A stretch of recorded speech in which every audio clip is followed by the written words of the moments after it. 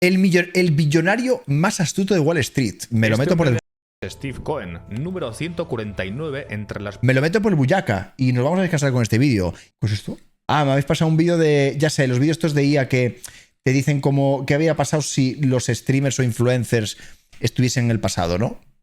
Fam, they don't know that God is about to BRB. These Philistines thought they could flex on me. Big mistake. And see what happens. Okay, so I told y'all to trust Tío, esto es IA, the process. But no, y'all wanted to stay in Egypt stacking bricks. Yo, it's Shadrach. Pero, ¿podríais distinguir a simple vista que esto es IA? This random dude just showed up. It's getting lit in here. I got the horses in the back. Tienes que parar un momento. Horse tack is attached. Hat is matte black. Got the boots that's black to match. Day 2 in the tomb. Fijaos en esta escena. No Wi-Fi, no snacks. Just kind of waiting for God to respawn me. You know, Hay detalles, pero tienes que parar a mirar. I'm a daddy's boy. He's got me in this Technicolor drip. Brother's so jelly right now. They're looking a little sus. I'm supposed to say that God got me pregnant? Yeah, there's no way my parents are buying this story. I would like to formally apologize to God, the sailors, and this whale. Sorry, dude. I just took a poop over there. Dios, tío. Qué duro, ¿eh? Es duro, ¿eh? Un frame hace falta para saber que sí, a que no avance más, por Dios. Es que literal, ahora necesitas una pausa, tío. Antes no, ¿eh? Hay un vídeo muy guapo que es el vídeo de Will Smith comiendo... Mira. Mirad. 2023. Ready for this whiplash? This glitchy mess was peak AI Will Smith eating spaghetti back in 2023. Wild, huh? Now brace yourself because only 2 years have passed. 2 años. In 2025, AI dropped this. The jump in quality is mind-blowing. How did we even get here from that first attempt? Is your brain ready for this? 2 años. Cuando pasen otros 4, que tendremos la mente llena de mierda y nos acordaremos. Tiene un patrimonio neto de más de 14.000 millones de dólares y es considerado el trader más exitoso por todo el mundo. Por todo el mundo menos por el FBI, que estuvo persiguiéndolo durante años por uso de información privilegiada. Un delito me gusta mucho a mí, ¿eh? Con penas de hasta 20 años de prisión. Pero aquí lo La cosa es que aún se nota, pero cada vez menos. Eso no lo podéis discutir. O sea, sí, me parece muy guay que vuestro cerebro os diga, voy a ver un vídeo de IA, acuérdate, es IA, jaja. Vale, no. Estoy hablando de que mañana te venga un vídeo, te lo pongan pelado sin ningún contexto y digas tú, vale, tengo que indagar. Y hoy en día hace falta. El maldito Cohen tiene en la oficina un tiburón de 600 kilos sumergido en un líquido extraño, es el dueño de los New York Mets y hace poco ha estado celebrando la victoria de su equipo con los ojos sospechosamente tapados. ¿Qué coño? Esta es la historia de la gran batalla entre el tramposo Steve Cohen y los intrépidos investigadores del FBI. Pero antes de continuar, ¿veis a este mancebo de aquí? No es Steve Cohen de joven. Tampoco está escuchando un podcast sobre inversiones. Está escuchando un audiolibro, que es como escuchar un podcast pero con gente pensando antes de hablar. Y lo está escuchando en Nextory. Este tío es un puto genio haciendo ads, ¿eh? Es que hasta me dan ganas de verlo, pero no verlo. Steve Cohen nació en 1956 en Great Neck, el barrio rico de Long Island. Seguidle. Lord Draw, tío, son la polla, ¿vale? Vende todos los vídeos. De Nueva York. Dentro de ese suburbio, ellos eran los pobres del barrio, aunque evidentemente pobres no eran. Su padre era modista en Manhattan y su madre daba clases de piano. Vamos, que eran de clase media, pero como vivían en Great Neck, Cohen se crió viendo la riqueza de sus vecinos y eso le hizo ambicioso. Quería ser rico. En el instituto aprendió a jugar al póker y se le daba muy bien. Con el póker aprendió a calcular los movimientos, a asumir riesgos, pero también a jugar con los demás en lugar de solo con las cartas. Steve era un tío con un talento innato para esto. Era frío y extremadamente calmado en momentos de presión y esto se vería en el futuro reflejado en su faceta como trader. Ya en la universidad hubo una noche en la que ganó más de lo que ganaban sus padres jugando al póker. Eso en una sola noche. Estaba en la Wharton School de la Universidad de Pensilvania, una escuela de negocios de donde han salido algunos protagonistas de algunos escándalos financieros. Por cierto, Donald Trump también estudió ahí. Pero Cohen no solo quería estudiar, quería el pack completo, así que se metió en la fraternidad ZBT, siglas de Zeta Beta Tau, aunque entre ellos le llaman Zillions, Billions, Trillions, cosas de ricos. Años después, Steve Cohen les donaría 2 millones de dólares. Desde el país donde no quieren a los hispanos. Ajá. USA. Visto el último tuito X como se diga. Grande, Artu, un abrazo, tío. Es una bomba. Vale, me lo están pasando ahora mismo, justo, tío. Pero tanto se está liando. ¡Oh! A ver, yo voy a deciros una cosa cuando os ponga el tuit este. ¿Os acordáis que hablamos de este rollo y os dije yo que Trump tenía fotos con Epstein y que es obvio que ha estado en el círculo de Epstein? Porque es un pavo que se le ve a leguas. Esto lo hemos dicho, ¿eh? Lo que está haciendo este tío es recordarle a la gente que ese pavo es presidio de gobierno. Que yo lo dije, que no sé qué pinta ese pavo ahí, ¿sabes? Vamos a verlo, espérate. Elon se ha pasado con la queta. No, mira, Elon tiene una movida. Elon tiene un trastorno del espectro autista. Es correcto, ¿verdad? Es un tío que tiene un coeficiente intelectual altísimo. Es mucho más listo que tú y que yo, ¿vale? Muchísimo, ¿vale? Y, a ver, realmente, también es una bomba ese tío. Es una bomba con poder. Porque tiene poder. ¿Me entiendes? Pero no deja de tener ese trastorno del espectro autista, ¿sabes? Y además, para mí lo tiene bastante marcado, ¿eh? Pero claro, efectivamente, lo que dices tú, Hellbox, que al estar con Trump, bueno, pues ha arriesgado mucho y como Trump a lo mejor no está haciendo lo que él quiere, en cierto modo, pues debe estar medio picado. Y a veces se le va. Y yo creo que este es un caso de que se le ha ido la perola, ¿sabes? Yo creo que este es un caso claro de que se le ha ido la puta almendra, ¿sabes? Así lo veo yo. Voy a poneros el tweet, vamos a leerlo. Por curiosidad, ¿eh? A ver. Tiempo de soltar una auténtica gran bomba. Real Donald Trump está en los archivos de Epstein. Es la auténtica razón por la cual no han hecho nada público. Tened un buen día. ¿Sabéis qué es lo más triste de todo esto? Que la gente solo se va a quedar con el beef entre ambos. Eso ya se sabía. Sí, claro, bueno, yo además se demuestra que aunque se sepa, a nadie le importa. Esto es lo peor de todo. Que a la gente les va a hacer... Es la gracia que... Prueba mis cojones. Yo te digo... Es más, es que yo me tiraría a la piscina. Yo te diría que creo que nadie se libra de haber estado en el caso de Epstein, tío. Fíjate lo que te digo. O sea, tú piensas que algo de semejante magnitud donde está demostrado... Bueno, eso nos han hecho ver. De que hay tanta gente involucrada que realmente... Que es real que sucedió y que hay esos círculos... ¿No te parece extraño que, primero, mueren en extrañas circunstancias? Y segundo, no sabes nada. ¿Tú qué coño sabes? Tú y yo sabemos algo del tema. Entonces yo cuando no puedes saber de algo, porque es obvio que ha sido ocultado, porque tampoco hay que ser gilipollas, ¿vale? Una cosa es conspirar y otra cosa es gilipollas. Ya dice mucho. O sea, tú, claro, si en la vida te resumes a ser una ameba, que aceptas todo lo que te cuentan y lo que ves, pues sí, obviamente pues no vas a indagar y mira, me parece guay, vive tu vida así. Pero yo no lo voy a hacer. Entonces yo, en cuanto veo cómo ha sucedido este caso, me doy cuenta de que efectivamente cuando tú quieres ocultar algo es porque algo hay. Entonces, no tiene más, ¿vale? No tiene más. Y este mundo es lo que es. Y lo hemos visto en el cine, en la música, en todos lados. Y esto sucede. Y el sexo es, pues, por desgracia, pues hay hombres y mujeres que pues, no pueden controlar ese instinto humano natural que tienen y se vuelven locos. Ya está. Pero bueno, esto realmente... Yo ya lo sabía, no me sorprende en absoluto, pero me quedo con que la gente se va a reír de ellos dos y ya está. Y van a aprovechar para llamarle fascista a uno, al otro gordo y no sé qué. Y ya está, es lo que va a pasar. Y todo el mundo va a olvidar la realidad, lo importante, que es saber qué pasó ahí realmente y quiénes son los auténticos culpables. Ya está. O sea. Lo que ganaban sus padres jugando al póker. Eso en una sola noche. Estaba en la Wharton School de la Universidad de Pensilvania. O sea, solo os voy a decir una cosa. Vosotros pensad que la persona en España mismamente, y me estoy remontando a niveles más bajos. ¿Vosotros pensáis que la persona encargada de que no se fuese luz en España cobra $500,000 al año y no ha dimitido? No tengo nada más que decir. Una escuela de negocios de donde han salido algunos protagonistas de algunos escándalos financieros. O mazón.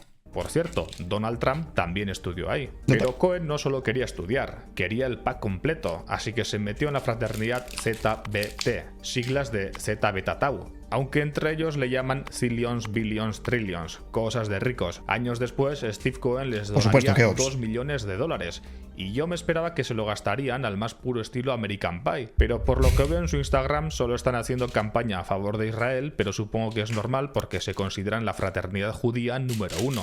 Cuando terminó sus estudios, volvió a Nueva York a trabajar en Gruntal & Company, un banco de inversión en pleno Wall Street. Coincidió con una buena época, eran los principios de los 80 y Ronald Reagan estaba llevando a cabo una ola de desregulación en finanzas. Esto provocó el auge de los hedge funds y de la cultura de riesgo en la inversión.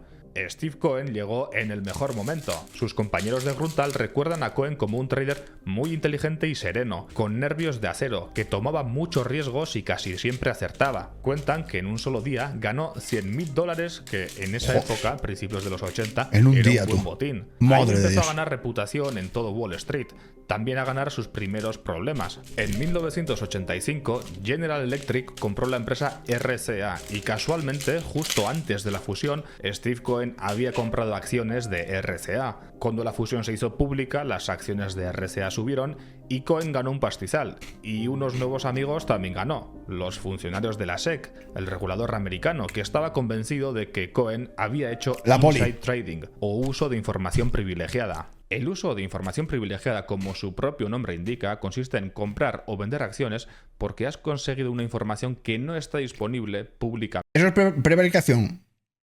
Se define así.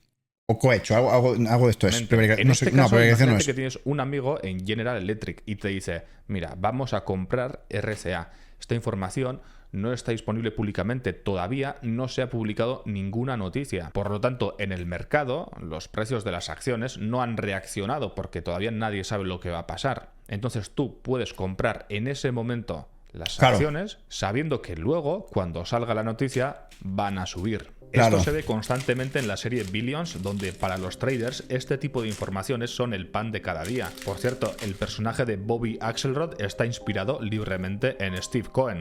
La cuestión es que en Estados Unidos el inside trading es un delito federal. En el reglamento de la SEC hay una regla llamada 10b/5, prohibición del insider trading. Esta regla prohíbe a los directivos y consejeros de la empresa o a otros empleados internos utilizar información confidencial de la empresa. Pero tú imagínate, tío, ¿sabes lo que va a pasar y cómo se va a mover el mercado y saber el momento exacto en el que vender, tío, para hacerte rico? Claro, es que esto pasará más veces de la que sepamos, ¿sabes? Para obtener beneficios o evitar pérdidas negociando con acciones de la empresa. Esta norma también prohíbe el chivatazo de información corporativa confidencial a terceros. Importante señalar que esta regla no solo afecta a directivos o consejeros de la empresa. En la web de la SEC hay un anexo que explica quién es considerado un insider. Y como curiosidad dice que esta norma también cubre a cualquier empleado que haya obtenido información corporativa no pública, así como a cualquier persona que haya recibido un chivatazo. Vamos, que se lo toman bastante en serio, al menos en teoría. El problema con el inside trading es que, a pesar de ser un delito federal, es muy difícil de demostrar, y en el caso de Cohen con General Electric y RCA así fue. Se acogió a la quinta enmienda y al final se libró. Estuvo en Gruntal hasta los 36 años. Para entonces ya era millonario, pero esperaba poder conseguir algo más. Quiero decir, si ya eres millonario, ¿por qué no ibas a ser billonario? Claro.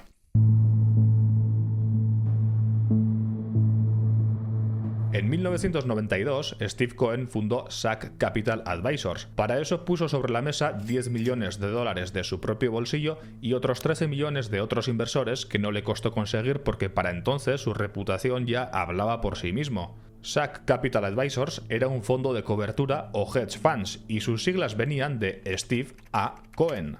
Los fondos de cobertura son fondos de inversión que reciben dinero de inversores institucionales, fortunas privadas y lo invierten con sofisticadas estrategias de inversión que en algunos casos, y esta es la gracia por la que hacemos este vídeo, esas sofisticadas estrategias consisten en el delito de uso de información privilegiada. Pero a veces trazar una línea de información privilegiada y no privilegiada es complicado. Durante los años 90, muchos fondos de cobertura mandaban a sus empleados a los supermercados para ver qué marca escogían más los compradores, o hasta compraban imágenes de fábricas de China sacadas por satélites para saber si alguna empresa estaba a punto de lanzar un nuevo producto. SAC Capital Advisors iba un poco de eso. Cohen quería convertir a sus traders en unos pequeños Cohen que no tuvieran ninguna piedad ni les temblara el pulso a la hora de tomar una decisión de compra o de venta. Incluso contrató a Ari Kiev, una mezcla de psicólogo para atletas, coach y vendehumos que hacía terapia a los empleados del fondo para que pudieran gestionar sus emociones a la hora de tradear. Curiosamente, en la serie Billions, en Axe Capital también tienen contratada a una psicóloga que cumple la misma función. Y encima... ¿De qué me suena esta actriz, tío? ¿Dónde sale esta tía que es súper famosa? Dios, no puedo evitar pensar en qué serie sale, tío. En Sons of Anarchy. Ahí está. La chorba de... Claro, Sons of Anarchy, efectivamente. Joder, tío, no me salía. Se me parecía muchísimo a alguien, ¿no? He leído por ahí antes lo del Gisbert con Marineris por 2 carreras. A ver, que una persona tenga 2 carreras, ¿por qué te enfadaría? No sé, es que no entiendo. No sé, la gente, yo qué sé, tío. Es la novia de Jack. Tíos, que acaban de decir que el presidente de los Estados Unidos está en los archivos de Epstein, tío. Y, ¿sabes? Es que ese es el... Es que a mí lo que Rubén Gisbert con... discutiendo que si la otra tiene 2 carreras, que si la otra se sexualiza, que si... es que no me la puede pegar más, tío. ¿Sabes lo que te digo? Steller. O sea, te puede caer mejor o peor Rivers, pero a ti qué cojones te importa que tenga 2 carreras. Mejor para ella, ¿no? O sea, pues, quiere decir que ha estudiado. Igual lo que pasa es que igual te jode que pues ya no te puedes meter con ella porque es tonta o algo así. Bueno, es que yo qué sé, tío, es lo de siempre. Hacer esto es algo que se sabe que funciona y a SAC Capital Advisors, desde luego... Que es que lo peor es que mucha gente que... Esto es como siempre. Si pueden usar argumento contra ti de que tienen 3 carreras, lo van a utilizar. Pero cuando alguien tiene 3 carreras y tú no, te vas a meter igual con esa persona, van a meterse igual con esa persona, con otras cosas, que tampoco tiene... Yo terminé eso y bachillerato, sí. Que le funcionaba. Los fondos de cobertura suelen cobrar 2 comisiones, el management fee y el performance fee. El management fee es una comisión que se cobra por gestionar los activos y suele ser del 2%. El performance fee es una comisión que se cobra por el rendimiento obtenido y el estándar suele ser del 20%. Bien, Steve Cohen cobraba no 2, sino el 3% de management fee. Pero es que además... Las carreras no definen cuán inteligente eres. Es correcto, pero no estamos hablando de eso. Estamos hablando de que tú estás juzgando a una persona por internet que no conoces de nada, llamándola idiota y tonta y perra y lo que tú quieras. Entonces... Tu argumento es válido, pero no sirve para el caso del que estamos hablando. Porque si tú tienes 3 carreras y yo digo que eres gilipollas y no te conozco de nada, si yo te estoy juzgando a ti, la otra persona tiene derecho también a decir, me estás llamando tonto cuando tengo 2 carreras. ¿Se entiende? Son distintos casos. No es como que tú conozcas a una persona y sepas que es tonto y tiene 2 carreras, ¿sabes? A eso me refiero. No, Ander, tienes toda la razón del mundo. Pero en este caso es distinto, porque estamos hablando de gente que no la conoce diciendo que es tonta o que es lo que sea. Y te dice, pues tengo 2 carreras y tienes que callar, ¿sabes? Su performance es que era del 50%. Se quedaba con la mitad de las ganancias y aún así no le faltaban inversores. De hecho, se peleaban porque Cohen invirtiera su dinero. Según esta especie de Infojobs de Estados Unidos, los empleados del SAC tenían un salario medio de unos $100,000 anuales. Poca cosa, pero la gracia está en que poca cosa. A ver, en Estados Unidos es poco, pero...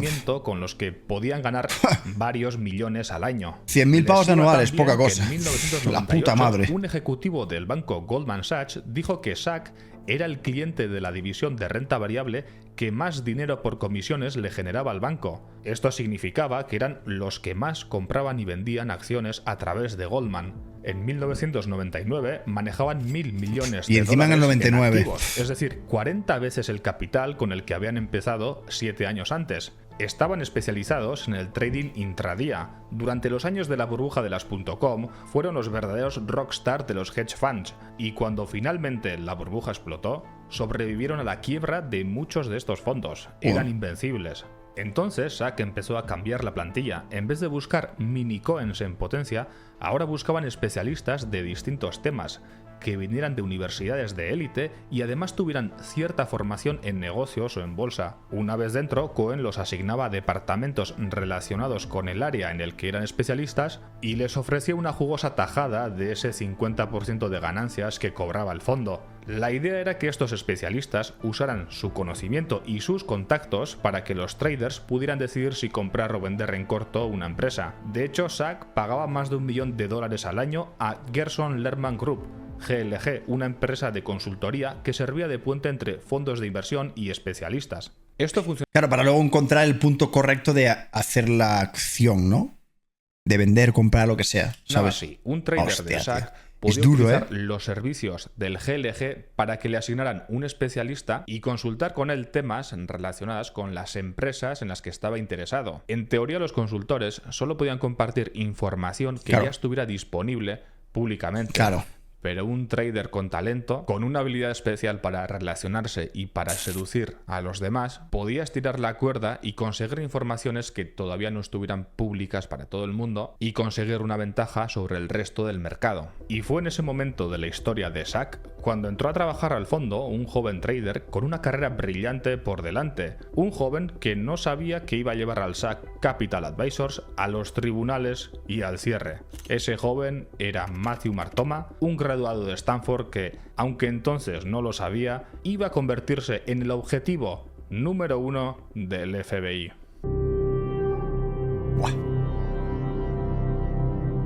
Zack contrató a Matthew Martoma en 2006. Martoma había trabajado en otros fondos y se había especializado en el sector farmacéutico. De hecho, esa fue la razón por la que le contrataron, porque tenía buenos nexos con el mundo de la biotecnología y contactos con doctores de ese ámbito. A Martoma le asignaron una cartera de $400 millones para que invirtiera en empresas del sector salud. Él tenía dos empresas en mente, Wyatt y Elan. Estas dos estaban trabajando de manera conjunta en las pruebas del Bapineuzumab, o VAPI, una medicina experimental para el tratamiento del Alzheimer. A pesar de haber estudiado un MBA, tenía cierto conocimiento del Alzheimer porque cuando estaba en la universidad hacía de voluntario en un hospital. Ahí atendió a pacientes con Alzheimer. Además, su esposa era médico. Por lo que había visto Martoma, si el VAPI funcionaba, las acciones de las empresas Wyatt y Elan lo iban a petar. Pensadlo bien, un medicamento para una enfermedad neurodegenerativa en un contexto en el que la pirámide poblacional de casi todos los países del mundo se está invirtiendo. Cada vez habrá una población más envejecida y por lo tanto cada vez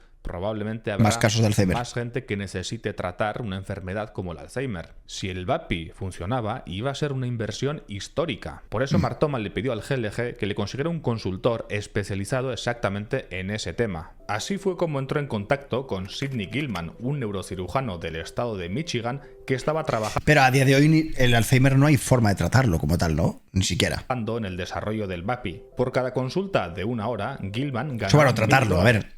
Tratarlo, imagino de... ¿Hay alguna forma de alargar los efectos más negativos del Alzheimer con algún tipo de medicamento? Era una forma de ganar un dinero extra y claro, retrasarlo, esa es la palabra. A la gente de su trabajo que le encantaba. Comenzó la llamada diciendo una frase habitual en los consultores del GLG. Es duro, el Alzheimer es la peor cosa, sé mucho más de la información que está disponible públicamente, he firmado un acuerdo de confidencialidad y solo voy a compartir información que está disponible públicamente. ¿Qué prefieres morir? ¿De un infarto fulminante o moriros próximamente con Alzheimer, tío? Hostia, ya no sé qué decirte. Sí, empezaron a reunirse y se reunieron unas cuantas veces. La relación duró 2 no sé qué años, decirte. Y durante esos años, Martoma fue ganándose la confianza de Sidney Gilman. La curiosidad, infarto. El encanto Todo el mundo y la dice inteligencia del trader le había empezado a recordar a su hijo. Su hijo, tristemente, se había quitado la vida tras tener diferencias con su padre. Al final, Gilman veía en Martoma algo más que una relación estricta de negocios. Veía en él a un amigo y alumno. De hecho, empezaron a tener reuniones extraoficiales. Y ese era el plan de Martoma, ganar su confianza para conseguir que le revelara información confidencial. Durante esos años, Steve Cohen empezó a enfrentarse a algunos problemas más. Una farmacéutica canadiense llamada BioVile demandó a Sack por presunto uso de información privilegiada para vender en corto la empresa. Otra compañía canadiense, la aseguradora Fairfax Financial Holdings, también demandó a Sack por lo que ellos llamaban una campaña sucia en Internet, en la que cientos de cuentas en foros y blogs decían que Fairfax era un fraude. Casualmente, justo al mismo tiempo, Sack Capital se había puesto en corto en esa empresa. Ambas demandas fueron desestimadas años después. Steve Cohen tenía buenos abogados. El problema es que todo esto no solo atrajo la atención del público general, sino también la de los reguladores. Tanto la SEC como también el FBI empezaron a investigar a los fondos de cobertura y Steve Cohen era Cuando el río suena, pez gordo que estaba en el punto de mira. Mientras tanto, Mark Thomas seguía conversando con Gilman y se había ganado su amistad. Según Gilman, las pruebas del VAPI en humanos iban muy bien. Mark Thomas siempre intentaba estirar el chicle para conseguir algo más de información. A veces Gilman caía y se la daba, pero en otras ocasiones no. Para que Steve Cohen tomara las decisiones, había todo un sistema con sus propias nomenclaturas. Los traders debían enviarle a una dirección llamada steveideas@sac.com un recordatorio con el nombre de la empresa, el tipo de movimiento, short o long, y una puntuación del... Claro, es que realmente, si el que estaba trabajando en esto, que era el señor este, o que sabía mucha información sobre el tema, ese tío no puede contar nada, ¿verdad? A un inversor. Un inversor dice, quiero invertir en tu producto, pero no le puede contar nada entonces, ¿o qué? Qué liada, tío. Claro, yo pensaba que sí que podías dar información de, oye, este producto va a ser la polla, y luego que se puede estrellar o no, es otra historia, ¿no?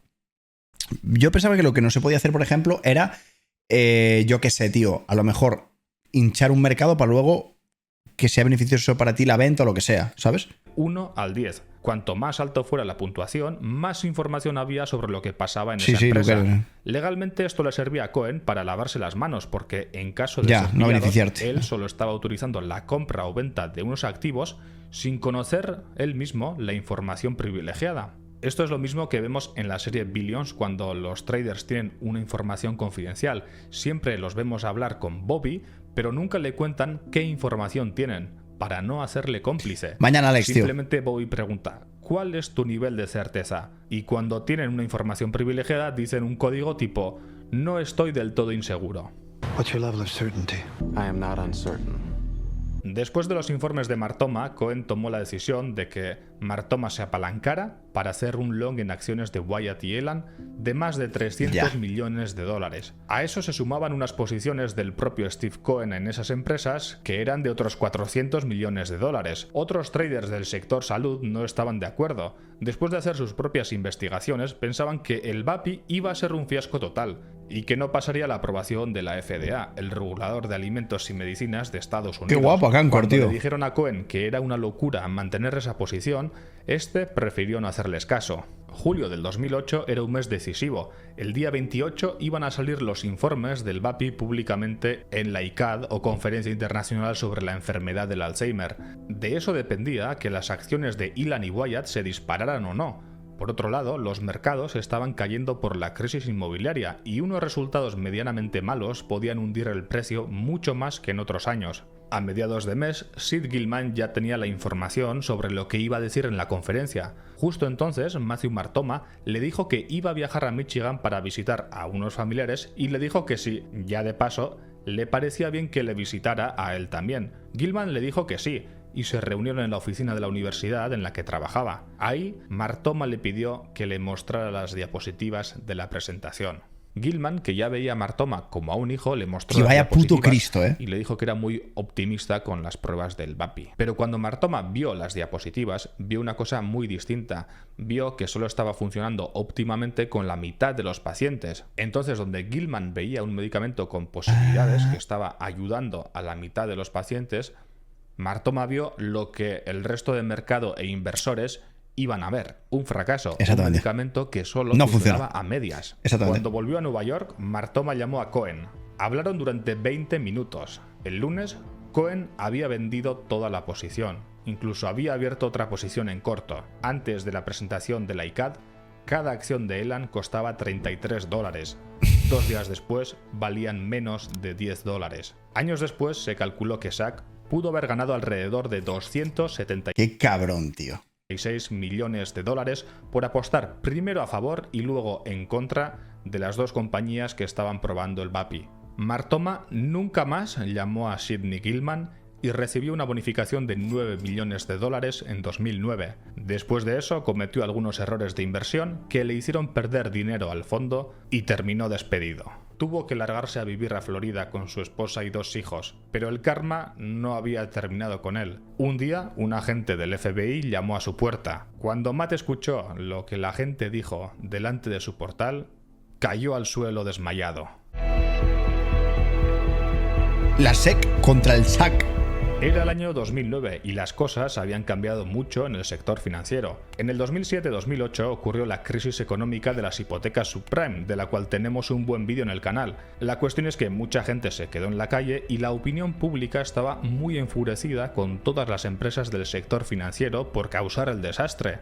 Esto se juntó con la llegada de Obama a la presidencia y con la nueva administración demócrata llegó una era de mayor presión para Wall Street. Pensemos que años atrás, cuando habían empezado a investigar a Bernard Madoff, es un vídeo un poco complejo, ¿eh? A mí, de tan largos, tío, y tan complejos. El Ponzi hasta la fecha, y esa investigación fue desestimada. Ahora los tiempos habían cambiado. El FBI ya llevaba 2 años investigando a los fondos de cobertura y su uso de información privilegiada. Y no iban a dejar que se salieran de rositas. Sí, hay muchos, esto es importante muy técnico, porque, efectivamente. a pesar de ser un delito, el inside trading es muy difícil de comprobar. Normalmente quienes lo practican son gente como Steve Cohen, que tienen firmas de miles de millones de dólares, es decir, un presupuesto casi ilimitado para contratar a los mejores abogados. Este era un reto tan grande que de conseguir atrapar a un delincuente del tamaño de Cohen podría potenciar las carreras de los agentes del FBI, los jueces de Nueva York y los funcionarios de la SEC. Uno de los agentes de la unidad de delitos de cuello blanco del FBI era BJ Kang. Entró a trabajar con los federales en 2006 y pronto se convirtió en el terror de Wall Street. Estuvo durante el arresto de Bernard Madoff en 2008 y llevó la investigación para arrestar a Raj Rajaratnam, un pez gordo que pasó 7 años en prisión por uso de información privilegiada. Pero todavía faltaba el pez más gordo, pro, ¿no? Steve Cohen. BJ Kang al principio intentó infiltrar en SAC Capital Advisors a 2 traders a los que les tenían pillados por los huevos. Estos estaban salpicados por las investigaciones de inside trading y no tenían mejor opción que convertirse en informantes. Sin embargo, en los pasillos de Wall Street pronto empezó a correr el rumor de que agentes del FBI habían visitado los apartamentos de estos traders, y esto no tardó en llegar a los oídos de Steve Cohen, por lo que no solo estaba paranoico, sino que cuando fueron a pedirle trabajo simplemente se negó. El FBI tuvo que comenzar de cero y con la labor de decenas de detectives y abogados, finalmente fueron acortando la lista de posibles implicados hasta que llegaron a Matthew Martoma y Sidney Gilman. El camino estaba claro. Había que intimidar a Gilman para que cooperara y delatara a Martoma, luego había que intimidar a Martoma para que cooperara por el tráfico y de delatara influencias, a Steve ¿no? Cohen, y así, con esa cadena, el pez más gordo de Wall Street caería ante el FBI. Como estaba previsto, Gilman colaboró. Les contó lo que ya hemos contado en esta historia, que veía a Martoma como a un hijo y que aunque sabía que en algunos momentos sí que había compartido información privilegiada, por lo general intentaba no hacerlo. Y al final es verdad que si lo hizo, él no ganó nada haciéndolo. Entonces tenía 60 años y no se enfrentó a ningún cargo, pero sí que tuvo que dejar su trabajo como profesor y como médico en la Universidad de Michigan, y eso le dejó bastante tocado. El 8 de noviembre de 2011, el detective Kang fue a la casa de 1,9 millones de dólares en Boca Ratón, Florida, y cuando llegaron Martoma y su esposa, Kang se presentó y le dijo: «Soy BJ Kang, agente especial del FBI. Estamos aquí para hablar sobre situaciones de inside trading mientras trabajabas en SAC». Martoma no tuvo tiempo de contestar. Para cuando Kang había terminado la frase, Martoma se había desmayado. A partir de ahí comenzó la investigación que destapó todos los secretos de Matthew Martoma. Y no eran pocos. Para empezar, antes de llamarse Matthew Martoma, el investigado se llamaba Ajay Matthew Mariamdani Thomas. Era hijo de una familia de migrantes cristianos de la India y tuvo durante toda su Un indio, no.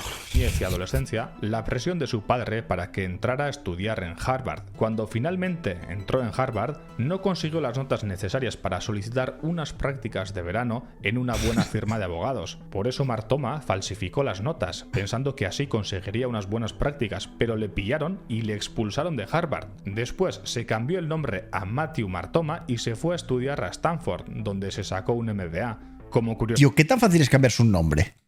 tiempo después, cuando salió a la luz ¿Es tan fácil eso, cambiarse el nombre? Hostia, será mucho papeleo, ¿no? todo este escándalo, Stanford le retiró el MBA. Cuando el FBI investigó a Martoma, se le acusaba del mayor caso de uso de información privilegiada jamás registrada por la SEC. Se le acusaba de ganar más de 276 Es un pago ya. millones de dólares comerciando con acciones de Elan y Wyatt. Esa cantidad Claro, pero supongo que tendrás que estar exento de delitos y de cosas así, ¿no? combinaba las ganancias del fondo y las pérdidas que se evitaron. Pero lo curioso es que cuando presionaron a Martoma para que delataran a Cohen, este se negó. Incluso sabiendo que iba a ir a la cárcel, se negó.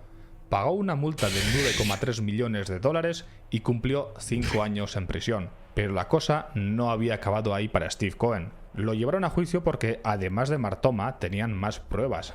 Ahí salió que en el mundillo de los fondos de cobertura existía una dirección de correo electrónico al que los traders accedían pagando miles de dólares. Este misterioso correo electrónico no enviaba ni recibía ningún mensaje, pero en su carpeta de borradores se encontraban borradores con información privilegiada. Como esos correos no se enviaban y se quedaban en los borradores, no había trazas que las autoridades pudieran rastrear. Y al parecer un trader del SAC tenía acceso a este correo y cuando se enteró de la investigación destruyó los discos duros que tenían las pruebas y los tiró a la basura. En SAC los traders tenían estímulos para obtener grandes bonos si acertaban con sus movimientos, lo que alimentaba una ética laboral en el que el inside trading era la única forma de que no te despidieran. A pesar de todo eso, Cohen había montado todo para que en estos casos no pudiera ser incriminado y procesado. Cuando los traders enviaban una puntuación de una empresa a steveideas@sac.com, esta puntuación no incluía información confidencial. Según los abogados, simplemente incluía la apreciación que tenían los traders sobre una posición corta o larga.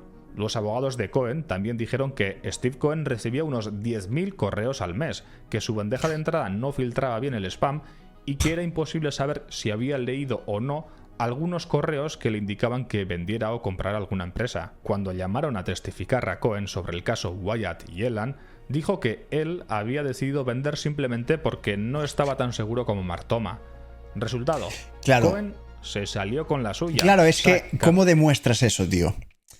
Es que es difícil demostrar eso realmente, ¿eh? Porque puede ser simplemente puede ser suerte, un coquito, ¿sabes? Era culpable. Asesores. Pero él no. La compañía fue declarada culpable de fraude de valores y fraude electrónico y pagó una multa de 1.800 millones de dólares, una de las mayores multas de la historia. También ordenaron que SAC cerrara después de devolverle todo el dinero a los inversores. Por supuesto, no podían evitar que Cohen invirtiera su propio Te has equivocado de vídeo. Así que creó Obi-Wan, anda por el Prime. Asset Management, una family office con la que puede invertir su fortuna y la de sus trabajadores, pero no puede recibir dinero de inversores externos. Y desde entonces las cosas le van muy bien. Sigue comprando y vendiendo arte y de hecho en septiembre de 2020 pagó 2.600 millones de dólares para comprar la mayoría de las acciones de los Mets de Nueva York. Y todo esto, amigos, gracias a una cosa. Steve Cohen puede que estuviera detrás de uno de los mayores escándalos de información privilegiada de la historia.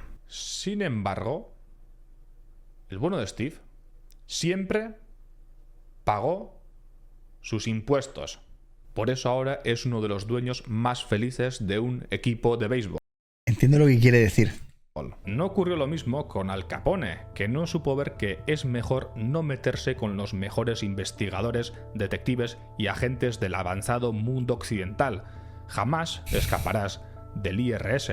Nunca escaparás de Hacienda. Y como prueba, aquí te dejo un vídeo que lo demuestra empíricamente. Qué bueno, tío.